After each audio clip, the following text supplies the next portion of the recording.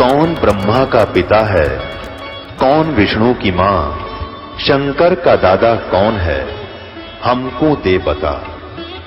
ये जानने के लिए कृपया सुनिए। जगत गुरु तत्वदर्शी संत रामपाल जी महाराज के अमृत वचन सर्व पवित्र धर्मों के पवित्र शास्त्रों के आधार पर कि उत्तम पुरुष है तो अन्य है, वो परम अक्षर ब्रह्म है। इन दोनों से न्यारा है सर पुरुष और अक्षर पुरुष से, और वही परमात्मा इति उदाहरते, उसको भगवान कहा जाता है। परम माने श्रेष्ठ, अच्छी आत्मा। और ये अच्छी आत्मा के काम है, किसी का बेटा मार्ग से, बेटी मार्ग से कैंसर हो रही, पूरे परिवार के परिवार नष्ट हो जाते एक एक्सीडेंट में, 100 बहाने करके ये रोज खाता है। तो ये एक परमात्मा के काम है, ये श्रेष्ठ आत्मा के काम है। ये स्वयं कहता 11वें अध्याय के 32वें श्लोक में, मैं तो काल हूं भाई। अब काल तो हमने से टिंडे देगा जिसे देन लाग रहा है। अब परमात्मा इति उद्धारते श्रीमद् भगवत गीता अध्याय नंबर 17 में एक बहुत निर्णायक ज्ञान दे रखा है, क्योंकि ये आध्यात्मिक वर्ड है, आध्यात्मिक शब्द हैं, आध्यात्मिक शास्त्र हैं। ये कोई डूम बाट के गीत नहीं, ये गॉड गिवन स्पिरिचुअल नॉलेज है। इसको समझना बालकों का खेल नहीं, जब तक मालिक की सूरत नहीं आवा। कबीर परमात्मा की रजा बिना हम सदग्रंथ भी नहीं समझ सकते। ये सत्कर मान लेना, जीव के बस का नहीं है, सदग्रंथों ने समझ सके। ये तो परमात्मा अंदर से प्रेरणा करके अंदर की जो अज्ञान हटाता है दास पर, वो राजी हो जा, प्रसन्न हो जाता है। दास गरीब मेर सतगुरु की खोले बदर कवाड़ी, जिसके ऊपर परमात्मा की मेहर की रदर हो जाती है, उसके वो अंध कपाट खोल देता है। इसमें बताया है कि उत्तम पुरुषत्व ने परमात्मा इति उदाहरते है, जिसको परमात्मा कहा जाता है। अब देखो ये परमात्मा है, इसको तो कसाई बताया, जैसे कसाई बकरे पालता है, सब सुविधाएं देता है उन बकरों को, तालाब बनवा देता है, शेड डाल देता है, चरागाह बनवा रखे हैं।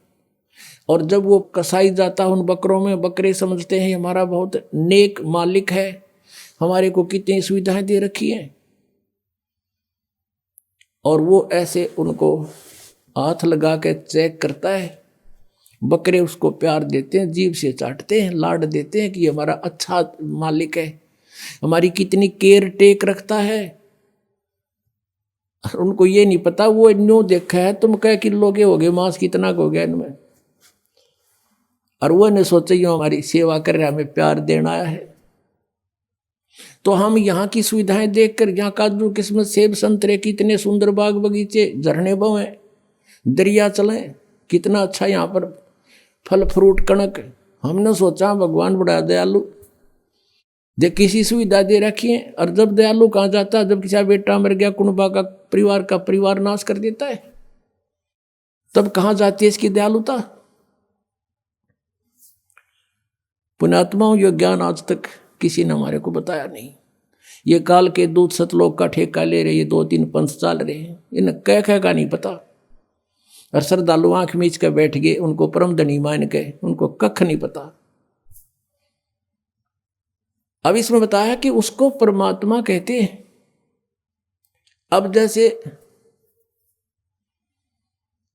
परमात्मा भगवान का काम होता सुख दे दुख ना दे, तो ऐसे ही वो बकरे ये समझते हैं कि हमारा दयालु मालिक है। और शाम के समय जब उसका ऑर्डर आ जाता, वो ना देखता किसका बेटा ले जाना है, किसकी बेटी, किसकी माँ, किसका पिता। वो डंडा लेकर निकाल लेता मोटे मोटे छांट के।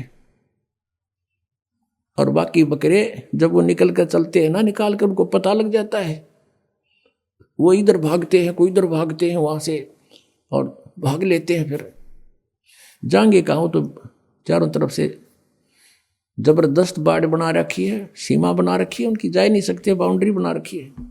तो पुण्यात्मा परमात्मा उसे कहते हैं जो दुख नहीं दे, केवल सुख दे।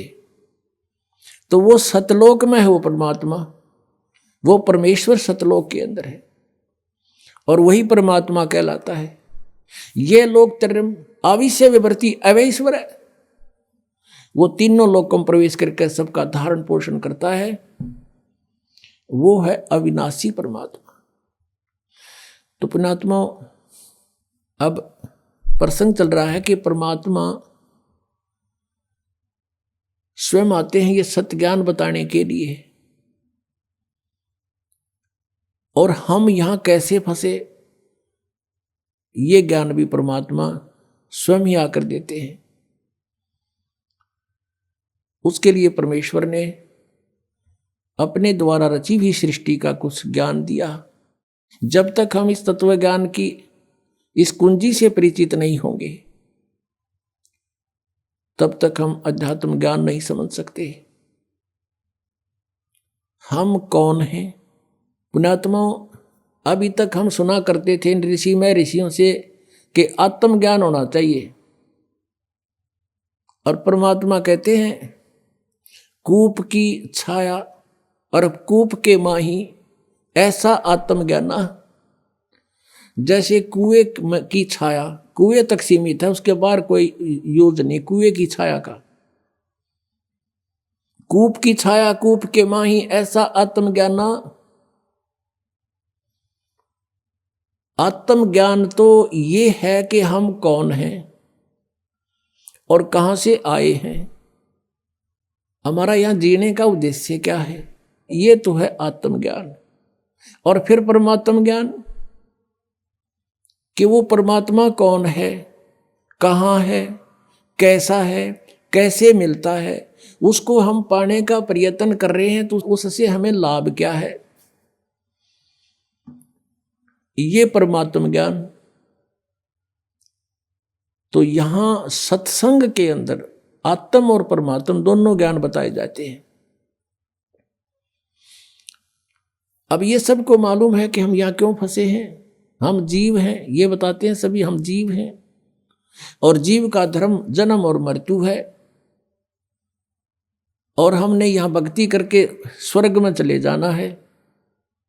स्वर्ग में जाकर के क्या करना है, वहां अपने ठाठ भोगेंगे, मौज करेंगे, वहां मौज कितने दिन करोगे, बस फिर क्या पता, वहां मौज करेंगे जितने आपकी जेब में चवन्नी होगी, जितने पैसे टके आप पुण्य भक्ति साधन के जोड़ के ले जाओगे, उस स्वर्ग महास्वर्ग रूपी होटल में बर्बाद करके खर्च खा के फिर वापस आ जाओगे, क्योंकि वो आपका भोग समय है, भोग का स्थान है। कर्म बनेंगे यही पृथ्वी पर आकर।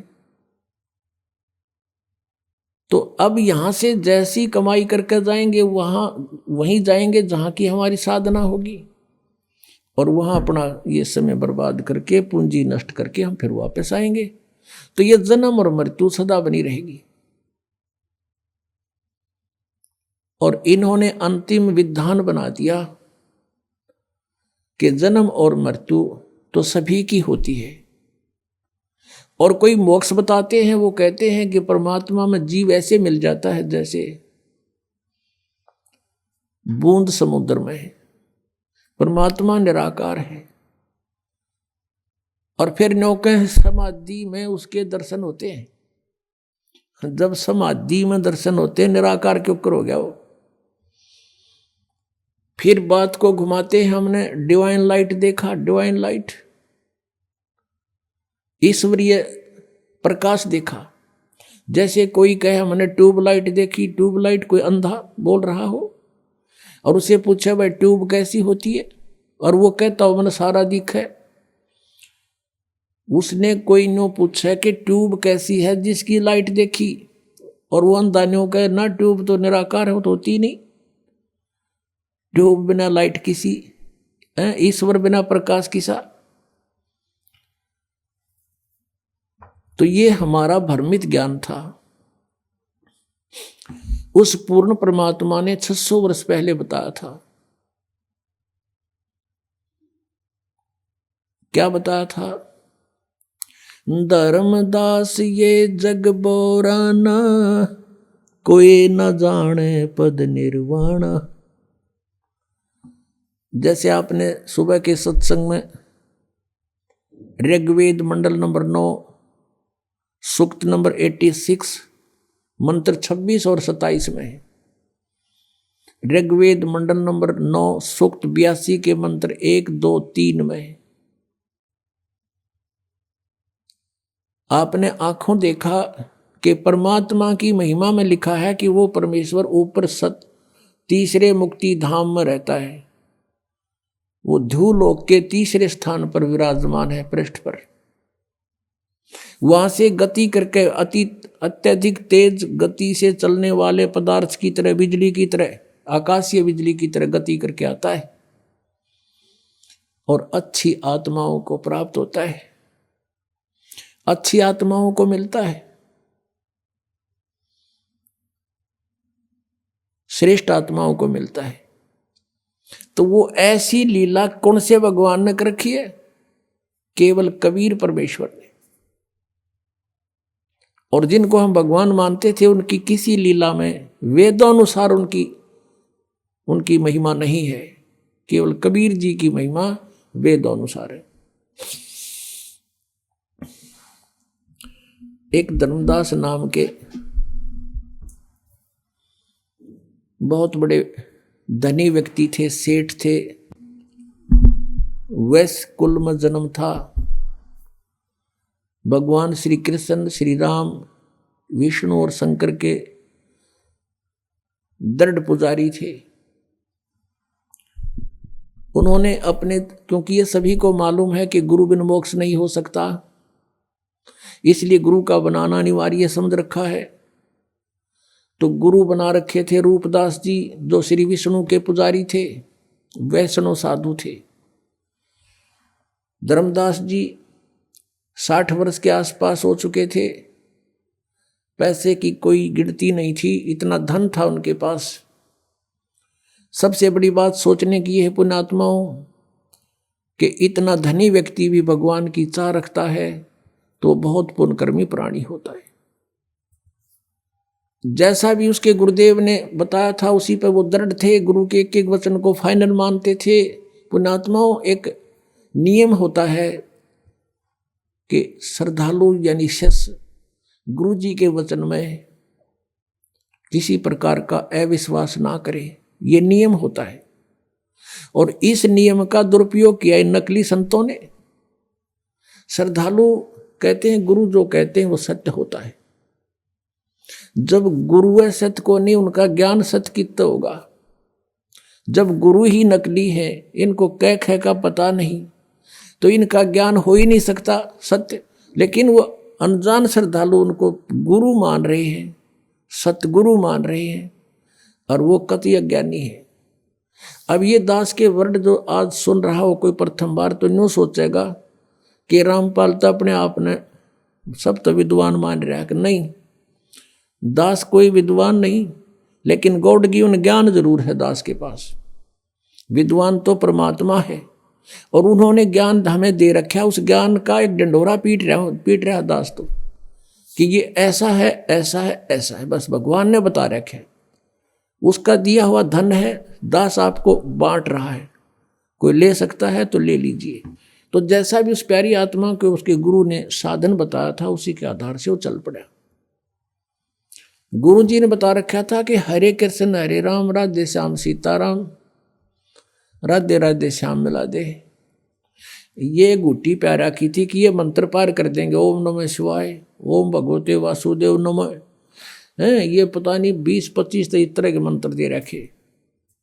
और एकादशी का व्रत और 68 तीर्थ पर जाना अनिवार्य है। इस प्रकार वो साधक, और गीता जी का नित्य पाठ करना चाहिए। ऐसे ही वो धर्मदास जी गुरुदेव के आदेश अनुसार प्रतिदिन गीता जी का नित्य पाठ करे, एकादशी का व्रत रखता था, और उसने 68 तीर्थ करने की योजना बना ली। भाई गुरु जी ने कहा है 68 तीर्थ अवश्य जाने चाहिए। तो वो ऐसे ही घूमते घूमते मथुरा पहुंच गए।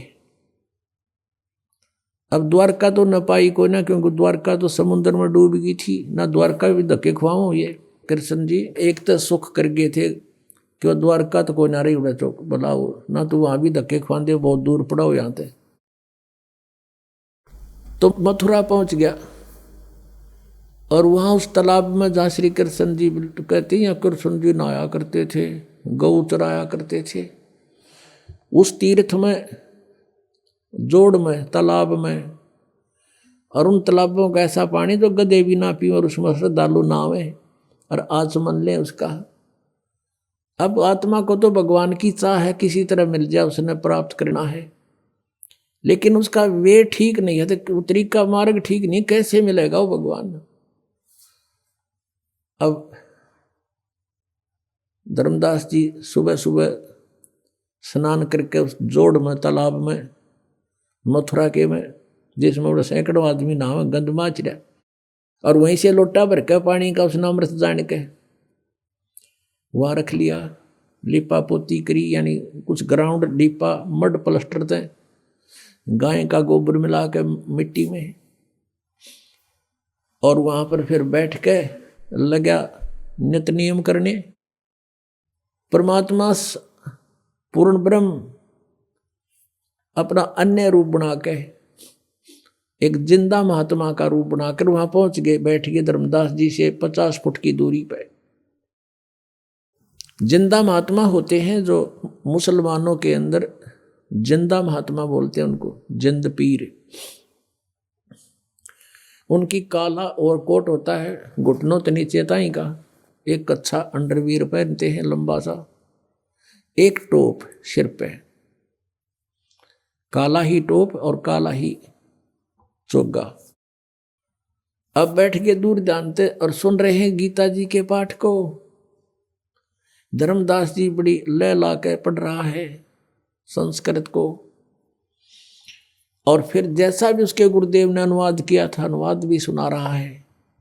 अनुवाद सुनाना इसलिए शुरू कर दिया कि सामने एक भक्त बैठा है और दिखे है मुसलमान, लेकिन मेरी बातों से प्रभावित बहुत है, बड़ा ध्यान से सुन रहा है।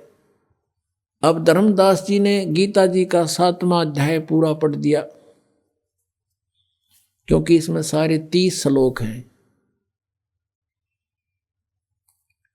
और कुछ 8वें अध्याय के भी मोटे मोटे कुछ कुछ सुना दिए।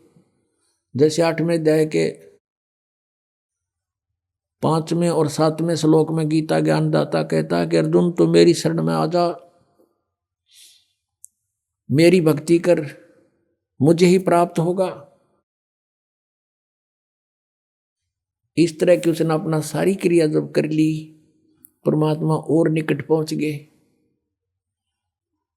और हाथ जोड़ के कहने लगे, अपने आप को एक दास बनाया भगवान ने, और सामने बैठा हो जैसे ये वैष्णव पंथ के जो उपदेशी होते हैं, एक कंठी रखते हैं गले में, एक तुलसी के मणिये की एक माला, और तिलक माथे पे, और एक धोती कुर्ता सा बस वैसे लपेट लेते हैं कपड़ा सा, ऐसी वेशभूषा बना रखी। वो सन्यासी वैराग ले लिया उसने, यानी अपने गुरुदेव जी से एक साधु का रूप बनवा लिया, क्योंकि 60 साल का से भी ऊपर उम्र हो गई थी। एक लड़का था वो अपना कारोबार संभाल रहा था, तो वो अपना भक्ति मार्ग पर चल पड़ा था। भगवान ने, परमेश्वर ने करबद्ध होकर कहा कि हे वैष्णव साधु, हे महात्मा जी, मैं सब जगह भटक लिया, मेरी शंका का समाधान नहीं हुआ। अब धर्मदास जी फूल गया, अकबोल भक्त क्या समस्या है तेरी, कि मुझे एक प्रश्न का उत्तर नहीं आया, किसी ने नहीं बताया। क्या? कि कौन ब्रह्मा का पिता है, कौन विष्णु की माँ, और शंकर का दादा कौन है, हमको दे बता।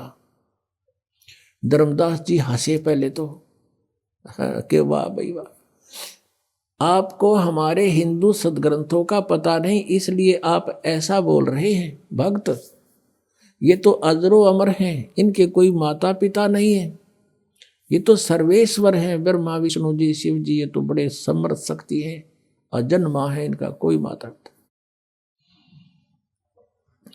परमेश्वर ने कहा कि आप अपने सदग्रंथों से परिचित नहीं हैं महात्मा जी। श्री देवी भागवत में पढ़कर देखो, तीसरे स्कंद में, इनकी जन्म मृत्यु होती है, ये अविनाशी नहीं है। अब उस समय ये संस्कृत में थे सारे, तो वो उसने एक ब्राह्मण से पूछा कि ब्राह्मण इसमें कहीं लिखा है? तो ब्राह्मण ने कहा, पढ़कर सुना तीसरे स्कंद में। ब्राह्मण पढ़ता पढ़ता एकदम चुप हो गया, कहने लगा, भाई लिखा था पर ये तो वैसे लिख दिया होगा। अब धर्मदास के वह बात खटकता गई, वे वैसे गीता इन कैसे पुराणों वैसे कैसे लिख दिया। फिर परमात्मा ने कहा कि बात सुनो, आप 7वें अध्याय को पढ़ रहे हो। 7वें अध्याय में इस गीता जी के पढ़ने से क्या लाभ होगा आपको? यदि मैं भी पढ़ने लगूं, आपका अनुयायी बनूं, तो इस गीता जी के नित पाठ से क्या लाभ होगा, ये बताओ मुझे। धर्मदास जी ने कहा कि इससे ये मोक्ष होता है, एक राजा ने पढ़ी थी, उसको संतान होगी, एक ने ऐसा पढ़ा था, उसको ऐसे हो गया। परमात्मा ने प्रश्न किया कि एक किसान का पुत्र था, एक किसान था, उसके वृद्ध अवस्था में एक पुत्र प्राप्त हुआ, इकलौता। अब किसान ने सोचा कि मेरी मृत्यु के बाद कहीं ये पुत्र मेरे व्यवसाय से अपरिचित ना रह जावे, मैं ये युवा होगा तब तक मेरी मृत्यु हो जाएगी। उसने अपना सारा अनुभव एक बही में लिख दिया पैड पे, और कहा, बेटा जब तू सियाना हो जा, बड़ा हो जा, खेती करने लगे, तो मेरे इस लेख को अवश्य पढ़ना। अब वो किसान का पुत्र उसको पढ़ रहा अपने पिता की मृत्यु के उपरांत, उसके द्वारा दिए गए अनुभव के उस लेख को डेली पढ़ता है। तो उसको डेली पढ़ने का क्या उद्देश्य है उसका? परमात्मा कहते हैं उसका उद्देश्य यही होगा ना कि उस जैसे पिताजी ने कहा वैसे बीज बोए, वही कणक बीजे, उसका उसी तरह उसी सीजन में उसकी बिजाई करे, और उसी तरह समय समय पर उसमें सिंचाई करे। कहा, जी हाँ बिल्कुल ऐसा ही है, और उसका फायदा क्या लिखने का? और वो गेहूं के स्थान पर तो भांग बोए, गेहूं के बीज के स्थान पर भांग बो रहा हो तो कैसा है वो किसान? अगो तो मूर्ख है, मूर्ख है तो वही बोनी तो लिख रखा है, लिखा हुआ उसमें। तो भगत जी, जो आपकी गीता जी में लिखा है, आप वही बीज बोगे, वही शास्त्र अनुकूल साधना करोगे, वही नाम जाप करोगे तो लाभ होगा। बीज भक्ति का नाम है, और बाकी जो धार्मिक क्रिया है ये खाद और पानी सिंचाई है। तुमने बीज ही गलत बो रखा है। गीता जी में कहीं पर है हरे राम हरे कृष्ण, कृष्ण कृष्ण हरे हरे, सीताराम राधे श्याम, राधे राधे श्याम मिला दे, ओम नमः शिवाय, ओम भागवते वासुदेव नमः, है तेरी गीता जी में कहीं लिखा? नहीं, फिर तू इन रट्टा लाने लग गया तो उस किसान के मूर्ख पुत्र से कम है। अरे जो गीता में लिखा वैसे ही करोगे तो लाभ होगा। इसमें एकादशी का व्रत लिखा कहीं? 6 अध्याय के 16वें श्लोक में मना किया है कि अर्जुन, ये योग यानी साधना भक्ति ना तो अधिक खाने वाले की और ना बिल्कुल ना खाने वाले की कभी सफल नहीं होगी। बिल्कुल ना खाना व्रत रखना एकादशी का, सारा दिन भूखे मरते हो तुम। अब गीता पढ़ता उसने रखी थी, गोट रखी थी धर्मदास जी ने, परमात्मा की एक एक बात छाती में लग गई थी। अरे तू गीता जी को सिरोधार्य मानता है, भगवान के आदेश विरुद्ध तू साधना कर रहा है। 16वें अध्याय के 23वें श्लोक में लिखा है, शास्त्र विधि को त्याग कर जो मनमाना आचरण करते हैं उनकी ना गति होती, ना उनको कोई सिद्धि प्राप्त होती, ना उनको कोई सुख होता, यूजलेस। अब यो मन बड़ा शैतान है, यो जल्दी से हार नहीं मानता। अब सारी समझ रहा है, सुन रहा है और हृदय में जा रही है। अब क्या हुआ क्योंकि काल को पता लग गया कि तेरा एक आदमी जाओगा, काल फंस गया ही तो इसके, वो अंदर से प्रेरणा कर दी कि तू, उसने मन में आई कि ये मुसलमान है और ये वैसे बकवास कर रहा है। सभी तो राम नाम ऐसा ही जप रहे हैं, सभी तो इन नामों का जाप करें पूरे हिंदू समाज में। तो उसने क्या कहा धर्मदास ने परमात्मा को कि जिंदा, तेरी बात मैंने बहुत कड़वी लगे और तू महात्मा है ना, मैं तेरे साथ लड़ पड़ता तो साधु वेश में है, आगे से ऐसी बात मत करना, हमारे भगवानों के हमारे मंत्रों के बारे में फालतू मत बोलना। परमात्मा उसी समय जान गए काल आ गया विश्व में, अंतर ध्यान हो गए, भगवान वहां से अदृश्य हो गए। अब सामने आदमी बतलावे, अरे एकदम ओझल हो जाए तो कलजा पाट जा। और कुछ लाला जी था, सामने से भगवान एकदम अदृश्य हो गए, उसी समय उसका तो धक्का सा लगा और उसने सोचा देख सारी सच्ची बात बताओ थे, सब सत्य सत्य बोल रहे थे, मेरे भाग फूट गए, ये तो कोई फरिश्ता था, कोई भगवान का भेजा हुआ दूत था, मैंने बड़ी गलती करी और सब बातें सही कह रहा था। अब परमात्मा ने यहां भी बताया था कि जिस तालाब में तू नहा के आया है, इसमें पता नहीं कितने जीव मार दिए तने। अब धर्मदास को जो मालिक ने बताई थी, तू पूजा पढ़े गीता ने, और गीता जी के 8वें अध्याय के 13वें श्लोक में पढ़ ले कि ओम इति एकाक्षरम ब्रह्म विवरण माम अनुसमरण ये प्रयाति तजन देहम सयाति परमाम गतिम। मुझ ब्रह्म का केवल एक ओम अक्षर है, नथिंग एल्स। और जो इसका उच्चारण करके सिमरण करता हुआ शरीर छोड़कर जाता है, सयाति परमाम गतिम, वो परम गति को प्राप्त होता जो ओम से मिलने वाली परम गति है। और तुम जपो हरे राम हरे कृष्ण राधे श्याम सीताराम राधे राधे। कोई बात हुई?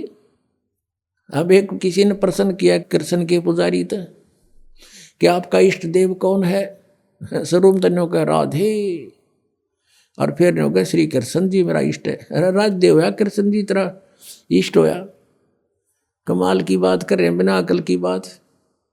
अब राधे श्री कृष्ण जी की वो थी प्रेमिका, और कोई मित्र उससे पहले उसकी प्रेमिका का नाम लेता जूत तोड़े न बाजेगा उनका, यारी तोड़े टूट लेगी उनकी।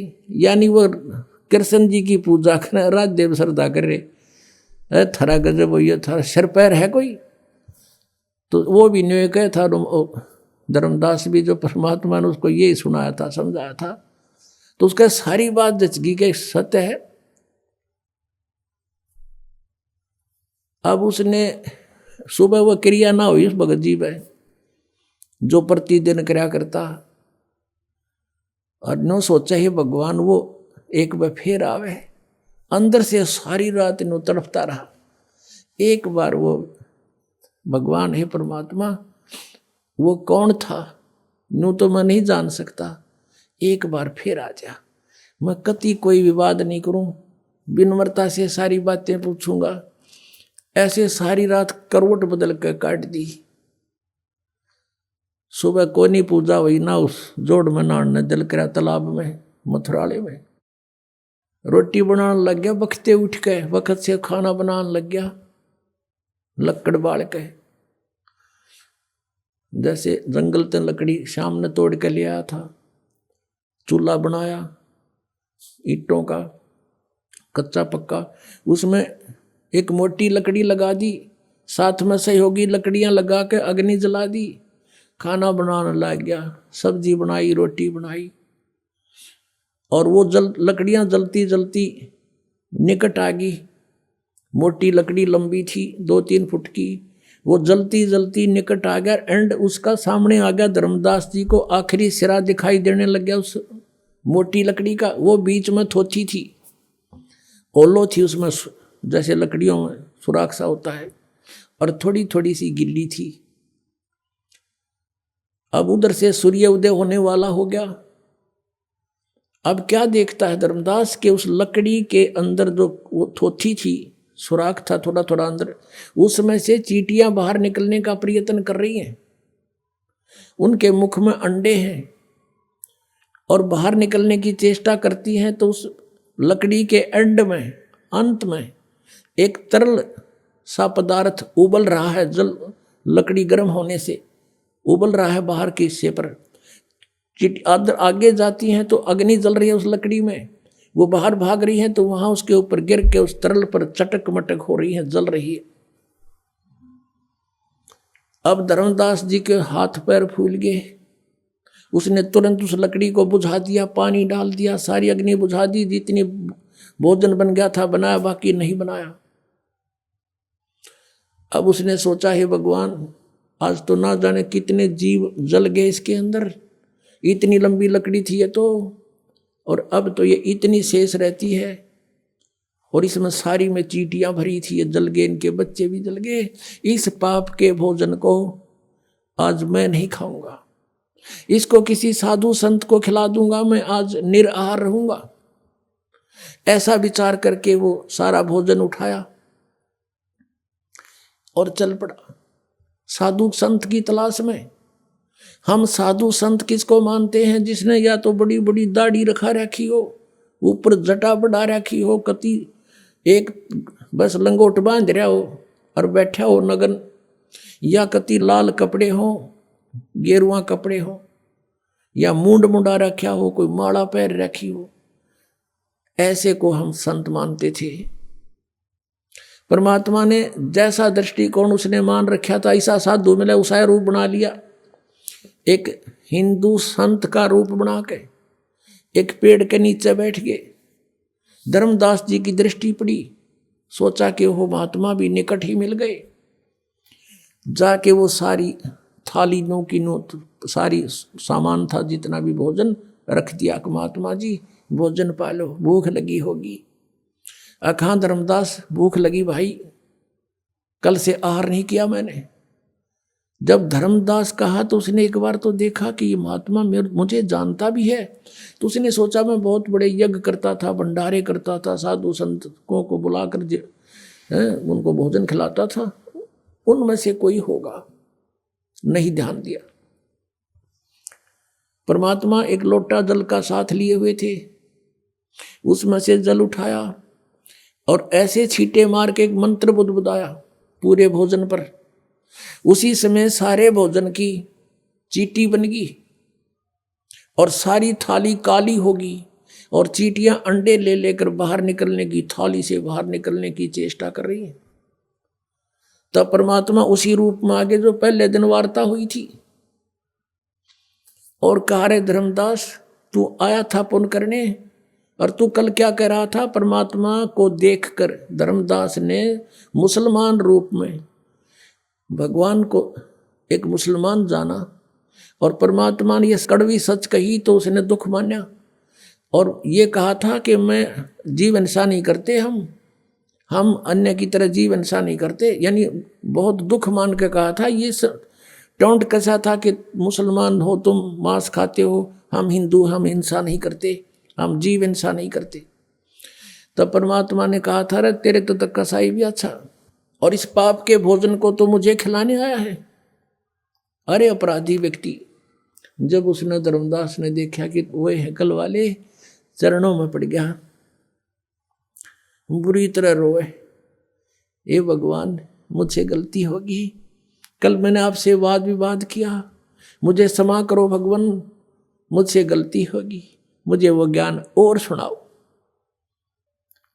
अब परमात्मा तो चाहे थे यो सीधा हो, किसी प्रकार इसकी आप बीमारी निकला, जो गंध भर रखा है इसने अंदर, तो बैठ गए वहीं पर, अब सुन ले ज्ञान आगे का। कल तूने गीता जी का 7वां अध्याय पढ़ा था।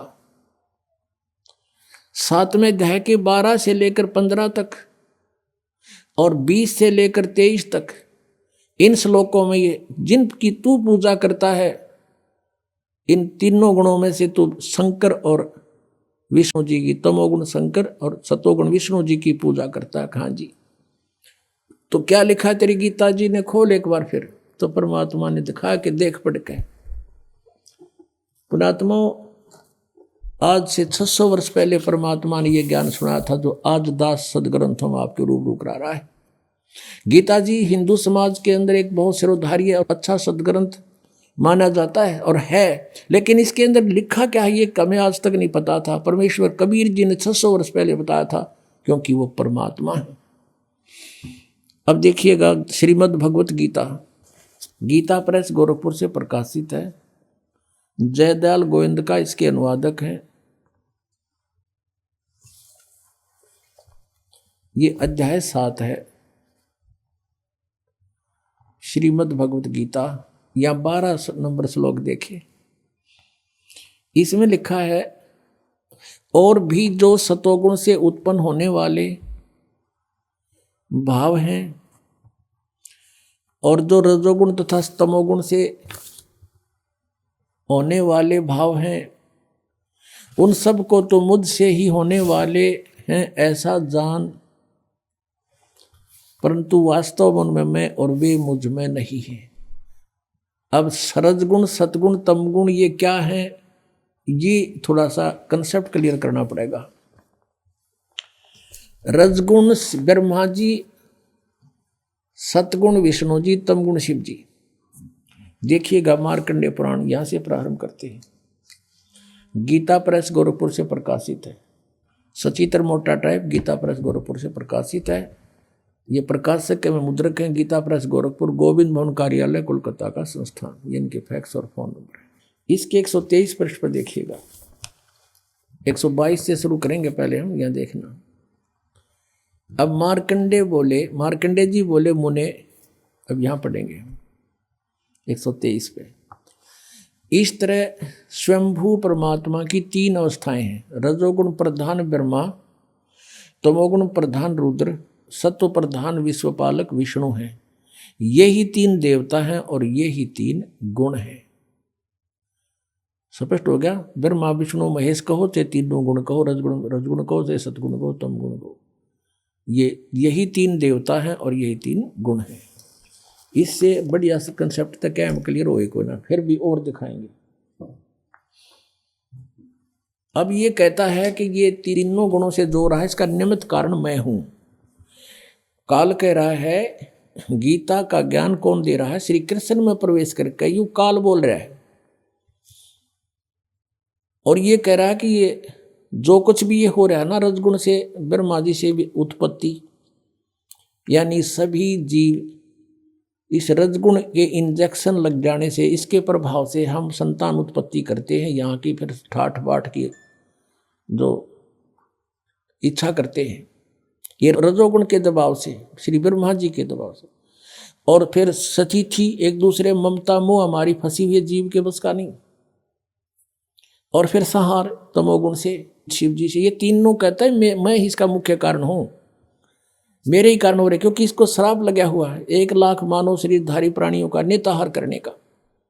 कहता है इन तीनों का निमित्त कारण मैं ही हूँ, पर मैं इनसे बाहर हूँ, इनसे न्यारा हूँ। 21वें ब्रह्मांड में, और इस एक ब्रह्मांड के अंतिम छोर पे रहता है गुप्त स्थान पे। उसके लिए देखिए शिवपुराण, संक्षिप्त शिवपुराण, और ये गीता प्रेस गोरखपुर से प्रकाशित है। इसके अनुवादक हैं हनुमान प्रसाद पोदार। गीता प्रेस गोरखपुर से ये प्रकाशित है और मुद्रित है। इसके 110 पृष्ठ पर आपको दिखाते हैं। रुद्र संहिता और संक्षिप्त शिवपुराण, पृष्ठ 110, और 9वां अध्याय समाप्त होता है इसके लास्ट में। इस प्रकार ब्रह्मा विष्णु तथा रुद्र इन 3 देवताओं में गुण हैं। रजगुण ब्रह्मा, सतगुण विष्णु, तमगुण ये शिव जी शंकर। परंतु शिव गुणातीत माने गए, वो इनसे न्यारा है, गुणातीत, इनसे अलग। ये काल है, सदा शिव कहो, महाशिव कहो, काल कहो, काल रूपी ब्रह्म कहो, ये वो अलग है। श्रीमद् देवी भागवत और कंसेप्ट क्लियर करते हैं, जो संस्कृत सहित है, और बम्बे श्री कृष्ण दास वेंकटेश्वर प्रेस से मुद्रित है। ये देखिएगा, श्रीमद् देवी भागवत है ये। अथ श्रीमद् देवी भागवत सभाष्टिकम सैमात्यम। खेमरा श्री कृष्णदास प्रकाशन बंबई 4, यहाँ से ये प्रकाश। इसमें संस्कृत भी साथ है। इसका हम तीसरा स्कंद देखते हैं। अथ श्रीमद देवी भागवते भाषा टीका युक्ते तृतीय स्कंद प्रारंभते। इसके 11 नंबर पृष्ठ पर हम आते हैं। 5वें अध्याय का ये 11 नंबर पृष्ठ है। 5वें अध्याय का 8वां श्लोक पढ़ते हैं। इसमें संस्कृत भी साथ है। इसमें कोई बात खत्म हो जाती है, कोई नो कहे कि नहीं। अब 5वें अध्याय का 7वां श्लोक है। 8वां 7वां इधर है। हे माता, यदि हमारे ऊपर सदा आप दया युक्त हो, शंकर भगवान कह रहे हैं, तो हमको तमोगुण में किस प्रकार प्रदान किया है? ब्रह्मा रजोगुण और हरि सतगुण युक्त किस प्रकार किए हैं? युक्त क्यों किए हैं? क्यों किस प्रकार किए हैं? अब यहाँ हम 8वां देखते हैं, संस्कृत भी देखते हैं, क्योंकि ये देवनागरी लिपि है। ये 7वां समाप्त हुआ, 8वां यहाँ से शुरू होता है। यदि दया धर्मना न सदाम्बिके कथम अहम विहित है। शंकर भगवान कहते हैं, यदि तू हमारे पर दयालु है तो इसे बुंडे कुकर्म में हमने क्यों लगा रही है, और क्यों हम इस एक के गुण युक्त बना दिए? हमारे बस की बात नहीं। कथम अहम विहित है, किस प्रकार मैं बना दिया? तमोगुण है। और कमल जय यानी कमल से उत्पन्न होने वाले ब्रह्मा जी को रजोगुण संभव, रजोगुण क्यों बना दिया? सुविहित किमु सतोगुण हरि, विष्णु को आपने सतगुण क्यों बना दिया? अब ये फाइनल हो गया। अब गीता जी के इस पवित्र ग्रंथ में हम समझ सकेंगे ये कोड वर्ड हैं, और कोड वर्डों को टीचर बता सकता है, स्टूडेंट नहीं समझा करती। हमारे जो टीचर थे, जिनको हम विद्वान समझते थे, संस्कृत भाषा जानते हैं, वो अध्यात्म ज्ञानहीन थे। उनके मोतिया बंद हो रहा था अज्ञान का। अब दिखाते हैं आपको वही सदग्रंथ हमें क्या बताना चाहते हैं। यही श्रीमद् भगवत गीता, ये वही जो आपको अभी दिखाई थी। अब नए अध्याय 7 का हम फिर पुनः वो 12वां श्लोक पढ़ते हैं। ये 12वां श्लोक है।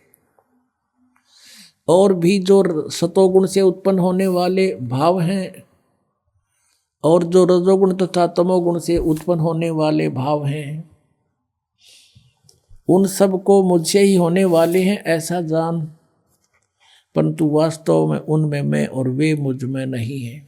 आगे देखना 13वें में क्या कहा? गुणों के कार्य रूप सात्विक, राजस और तामस, इन तीनों प्रकार के भावों से ये सारा संसार प्राणी समुदाय मोहित हो रहा है। इन तीनों गुणों से परे, रजगुण ब्रह्मा, सतगुण विष्णु, तमगुण शिव जी से परे मुझ अविनाशी को नहीं जानते। ये कहते हैं, काल कहता है ये ब्रह्मा विष्णु महेश से ऊपर मुझे नहीं जानते। सारा संसार इन्हीं तक सीमित है। अब 14वें श्लोक में क्या कहा है? क्योंकि यह अलौकिक अर्थात अति अद्भुत त्रिगुणमयी मेरी माया, रजगुण ब्रह्मा, सतगुण विष्णु, तमगुण शिव जी के द्वारा फैलाया गया जाल, ये बड़ी दुस्तर है, बड़ी खतरनाक है। और जो व्यक्ति मुझको निरंतर भजते हैं वे इस माया का उल्लंघन कर जाते हैं।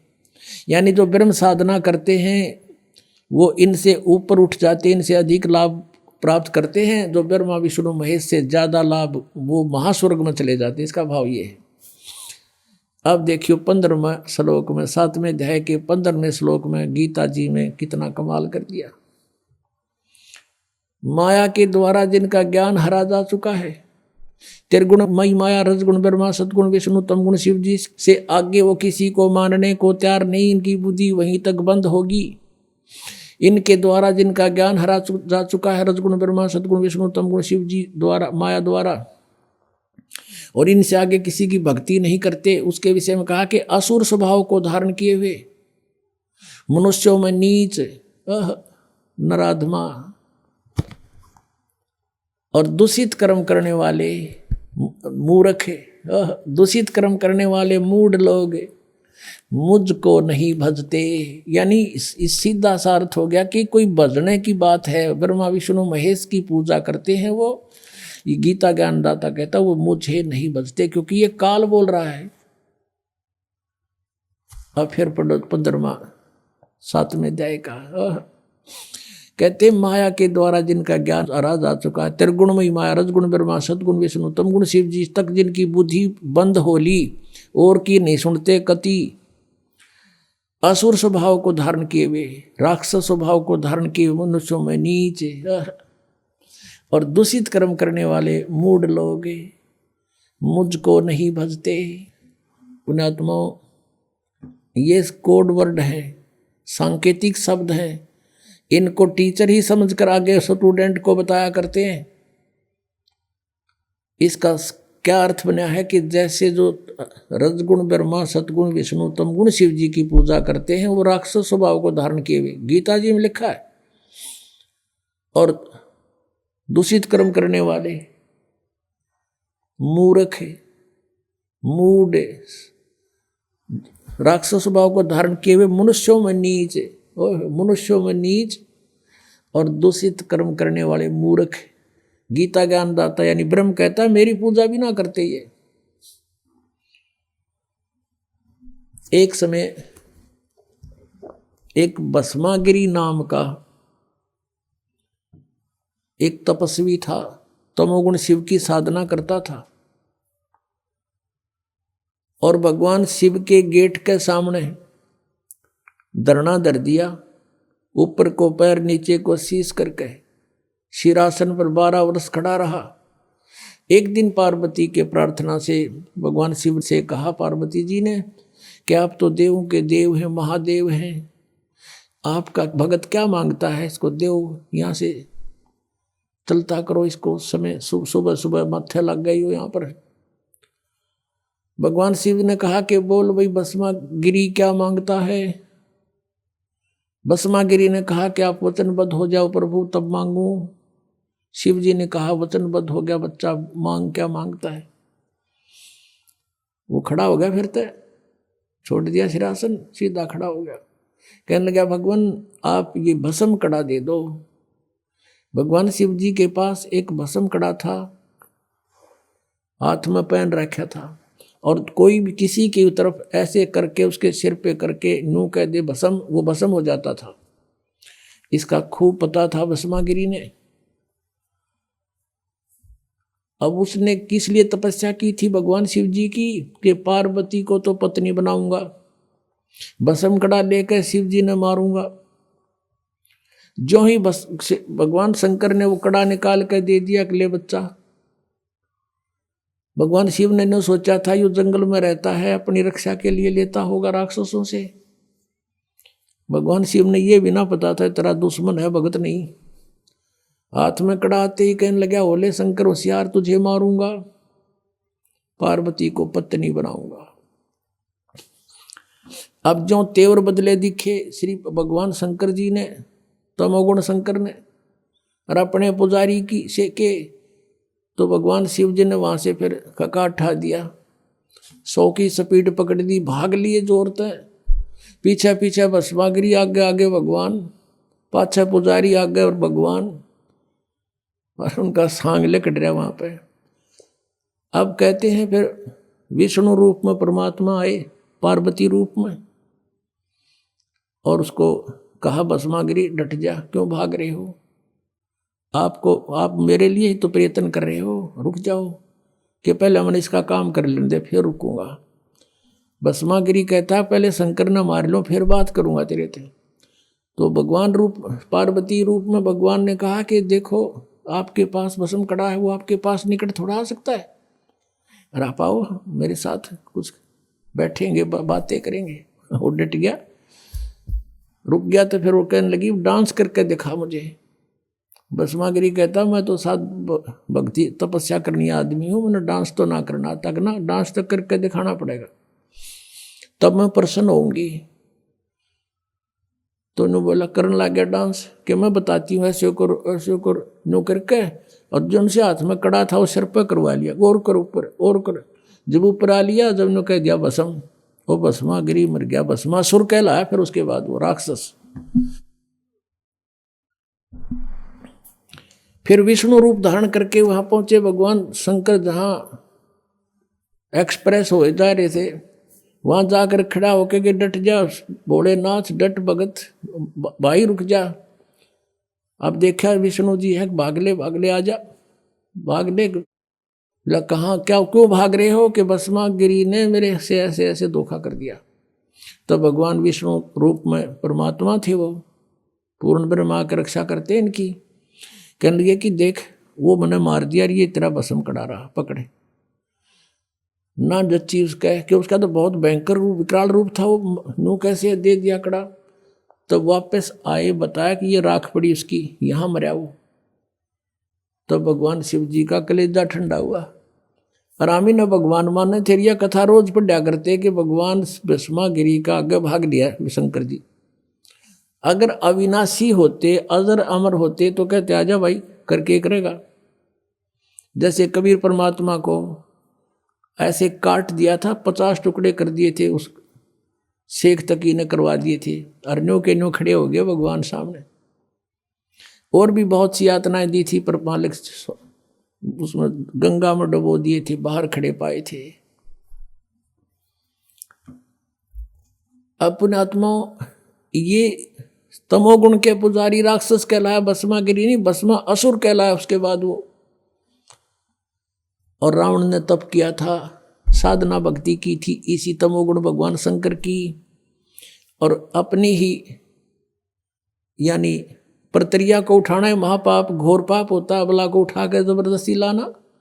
और फिर वो भगवान उसके शिव जी के बड़े भाई की पत्नी यानी विष्णु की पत्नी तो माँ के तुल्य होगी, और शिव जी का पुजारी सीता ने ढा ले गया, कोड को बद कर दी, राक्षस कहलाया, कुत्ते वाली मौत मरा।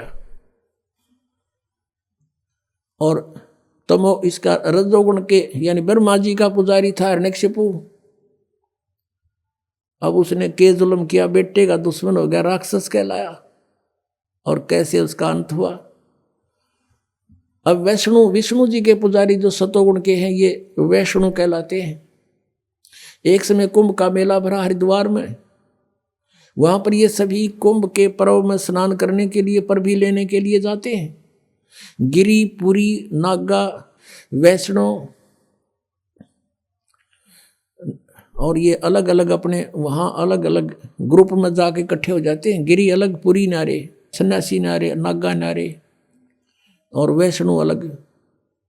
और फिर स्नान करने के समय सभी प्रस्थान कर देते हैं अपने अपने मुखिया के पीछे पीछे। ऐसा ही हुआ। सबसे पहले नागा कति नंगे रहते हैं, वो हजारों की संख्या में थे, वो पहुंच गए वहाँ हर की पैड़ी पे हरिद्वार में, और सब पर स्नान करने की पोजीशन पकड़ गए। पीछे तो आगे वैष्णव साधुओं का पूरा ग्रुप, कोई हजारों की संख्या में। वो जाकर कहने लगे नागाओ तुम बाद में स्नान करना, हम सर्वश्रेष्ठ हैं।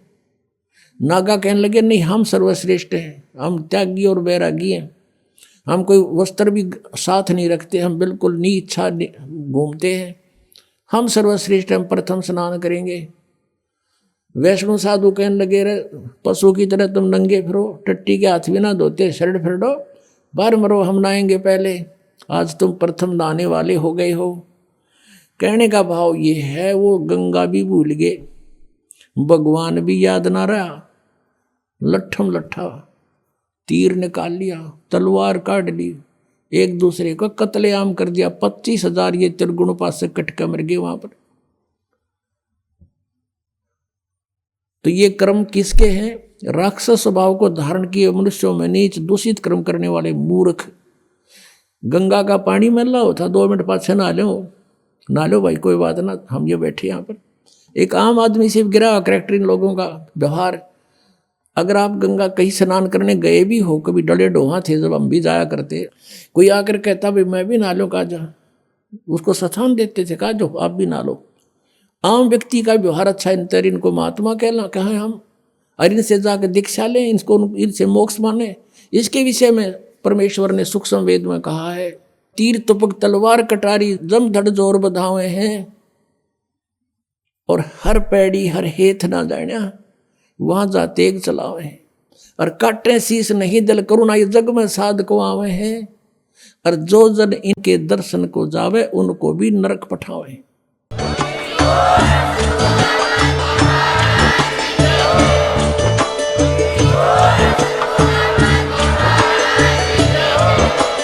आप सुन रहे थे जगत गुरु तत्वदर्शी संत रामपाल जी महाराज जी के मंगल प्रवचन। अधिक जानकारी के लिए विजिट कीजिए हमारी वेबसाइट www.jagatgururampalji.org। संत रामपाल जी महाराज जी के शुभ आशीर्वाद से पूरे विश्व भर में 500 से भी ज्यादा नाम दीक्षा केंद्र हैं, जिन पर संत रामपाल जी महाराज जी द्वारा ऑनलाइन निशुल्क नाम दीक्षा दी जा रही है। अपने नजदीकी नाम दीक्षा केंद्र का पता करने के लिए संपर्क करें 8222880541।